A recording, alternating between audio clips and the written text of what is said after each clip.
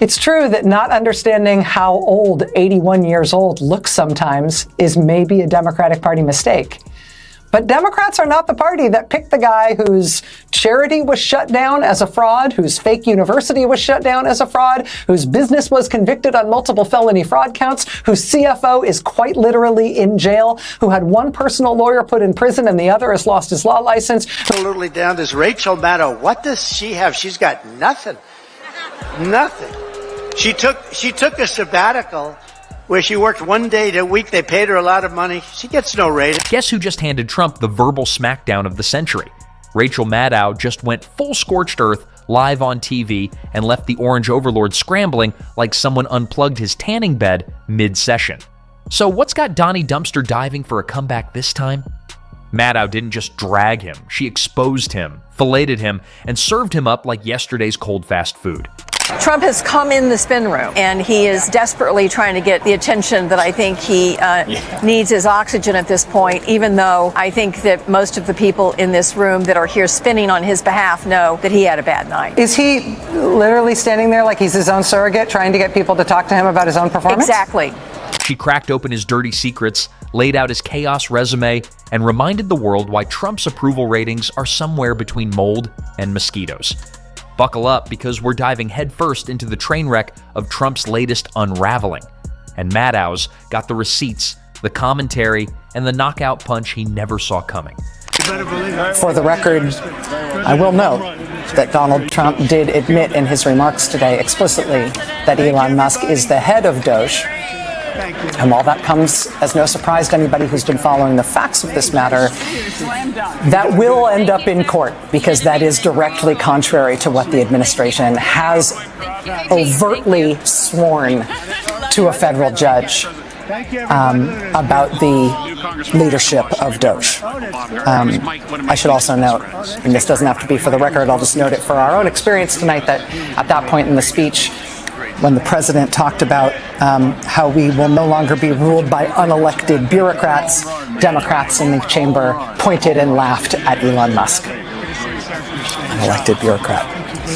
Nicole Wallace, I'm sorry to dump a lot of fact checks there, and that's not even scratching the surface of the things that need to be fact checked there. That's literally what was off the top of my head. Yeah. So there's more to say along those lines. People should know that. I mean, so what set off the human spray tan this time? Maddow took aim at his greatest weakness, reality. She didn't have to scream, tweet in all caps, or call anyone nasty names. She simply laid out facts so damaging, so humiliating, that somewhere in Florida, Trump was definitely flipping over gold-plated golf carts. Her weapon of choice? The truth about his crumbling empire, his nonstop legal nightmares, and that sweet little detail called unpopularity. The kind of numbers that make used car salesmen look like national heroes. So if you don't stand for anything other than what he wants, you don't vote, you just put him in power. And once he's there, nobody is allowed to disagree with him or say anything that he doesn't believe. And what is that called? That is what a lot of other countries all around the world have, and it is not democracy. Yeah. And so he's trying to get rid of the American system of government, and that means getting rid of a government that does anything other than serve him, and that's what Project 2020. Let's talk ratings. Trump's favorite word. This guy is so obsessed with being liked, he once bragged about his TV appearances like a B-list celebrity on Reality Rehab. Maddow served him the cold, hard truth that his approval ratings are in freefall, hitting numbers so low they might qualify for deep-sea exploration. She laid out polling data that painted a picture even more tragic than his hairline. And Trump, predictably, lost his ever-loving mind. Because nothing, and I mean nothing, bruises his ego more than knowing people prefer literally anyone else, even canned soup over his leadership. Pushback all over this country has thrown down stop strips in the road to flatten their tires and at least slow them down, and sometimes to stop them. And it has happened everywhere. And none of it has been easy, given the scale of what they are trying to do to this country. But the feedback loop here is very clear 6 weeks in. It is. But Rachel didn't stop there. Oh no!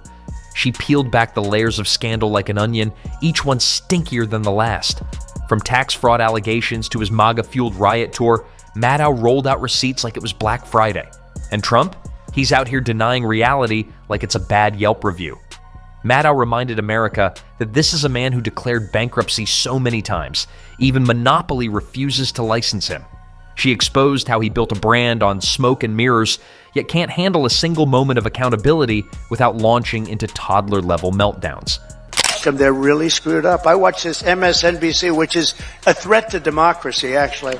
They're stone cold mean, but they're stuttering.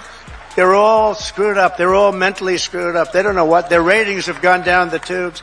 I don't even talk about CNN. CNN's sort of like, I don't know, they're pathetic, actually. But MSNBC was mean. Their ratings are absolutely down. There's Rachel Maddow. What does she have? She's got nothing. Nothing. And here's the kicker. Trump can't fight back. Not really. Because while Maddow's calmly destroying him with words and wit, he's lashing out on Truth Social like an angry raccoon in a gold cage, slamming his tiny fingers on the keyboard, hurling insults at the wind. His responses? Garbled messes filled with typos, random capitalizations, and grammar so bad it's being used to teach high school students what not to do. Meanwhile, she outlined how his campaign money vanishes faster than his lawyers, and how every time he opens his mouth, another legal team quietly backs away. And what does Trump do? He accuses her of being unfair. That's right, the man who insulted war heroes, mocked disabilities, and told an entire country that a deadly virus was just going to disappear is out here crying about fairness. Maddow didn't just report the news, she drop-kicked his credibility, and the man couldn't handle it. For the record, there is no EV mandate. For the record, oil and gas production in the United States hit all-time records under President Joe Biden. For the record, even Doge has never claimed that they have saved hundreds of billions of dollars in savings. The largest items they have claimed to achieve as savings in the U.S. budget have been debunked and they've been taken down, but even they don't falsely claim hundreds of billions of dollars worth. And let's not forget the icing on this disaster cake. While Maddow's dissecting his every failure with calm, precise commentary, Trump's out here trying to gaslight the nation into thinking his presidency was a golden era. The man thinks he deserves a statue when, in reality, all he's earned is a wax figure in a house of horrors and a permanent place on late-night comedy reels. And just when you think Trump's blooper reel couldn't get more jam-packed, Maddow casually flips to the next chapter, the real-life blunders that even bad sitcom writers wouldn't dare touch. Let's start with his Twitter addiction. Trump didn't just feud with world leaders, he beefed with celebrities, late-night hosts, random private citizens, teenagers, athletes, and anyone who dared breathe in his direction. Remember when he went after Chrissy Teigen for calling him out? Or when he decided that kneeling NFL players were somehow a national crisis on par with nuclear war? The man's thumbs practically had a vendetta against anyone who wasn't actively praising him. To recap, it's a political party with no party platform, no normal nominating process for its nominees, no primary debates, and no general election debates. They're just coming off the worst back-to-back electoral performance by any party since before FDR, and it's all because it's what Trump wants. Then there was Sharpiegate, the moment when Trump tried to prove he was right about a hurricane forecast by literally drawing on a weather map with a Sharpie. Most people, when caught making a simple mistake, shrug and move on. Trump? Nah, he doubled down, spent government resources defending his Sharpie masterpiece, and turned a small error into a global punchline. Oh, and speaking of unforgettable disasters, Charlottesville. Trump's both sides fiasco, where he equated white supremacists with protesters, wasn't just a PR blunder. It became one of the darkest stains on his presidency. Maddow dragged that moment back into the light, reminding viewers that when leadership was needed most, Trump responded with moral cowardice. And who could forget the bleach comment? During the height of the COVID-19 pandemic, while the world was desperate for guidance, Trump floated the idea of injecting disinfectant as a cure, essentially telling Americans to gargle Clorox. Maddow didn't even have to editorialize. She simply laid out how Trump's own health officials sat frozen in horror as he spewed nonsense live on TV. the criminal justice system, for all its faults, it makes evidence public. Right. It tests evidence. Yes. It tests facts. It's an adversarial, fair process. And when you lie, your lie is exposed, and then that is inadmissible or it is punished. And pouting doesn't count, and yelling doesn't count, and threats are illegal, and it's a compulsory process, and the truth gets proven, and it's done in a fair way that everybody can see. You get to put your best foot forward. You get to make your best case with joke lawyers or with real lawyers if you can afford them. And that process is something that can prove reality. It can bring Earth 1 and Earth 2 crashing together in a way that really makes all the myth lose its power. If it doesn't make it disappear, but it exposes it in a way that is unimpeachable. Crowd sizes. You'd think being elected president would be enough to soothe most egos, but not Trump. Day one, he's raging about inauguration crowd photos, tweeting aerial shots like some deranged stadium promoter, insisting that the media conspired to shrink his audience. Maddow reminded everyone that he spent more energy fighting with photographers than he did crafting policy. And let's top it off with his G7 summit behavior, a cringe-worthy masterclass in how not to act among world leaders. Trump arrived late, shoved the Prime Minister of Montenegro aside like a toddler fighting over a juice box, and then demanded that Russia be reinstated to the G7, turning the whole event into a geopolitical reality show. It's not just one or two slip-ups, it's a pattern of blunders so ridiculous, Maddow barely needed commentary. She simply let the footage roll, exposing how a man who claims to be the best deal maker couldn't even make it through a weekend summit without causing an international facepalm. The mass firings that we talked about here on the show last night at the U.S. Department of Education, they went ahead today. Last night and today, they fired 1,300 people who work at the U.S. Department of Education. They've now removed almost half of the staff from that agency, and they say they intend to fully shut down the U.S. Department of Education. This is a wildly unpopular thing to do. 2/3 of Americans say they do not want the U.S. Department of Education to be shut down. But Trump and Republicans are going ahead with it anyway, apparently. I wonder why they don't want to do town halls. I wonder why they don't want to answer questions about what they're doing. There's an art to dismantling someone without raising your voice, and Rachel Maddow has mastered it like a surgeon with a scalpel.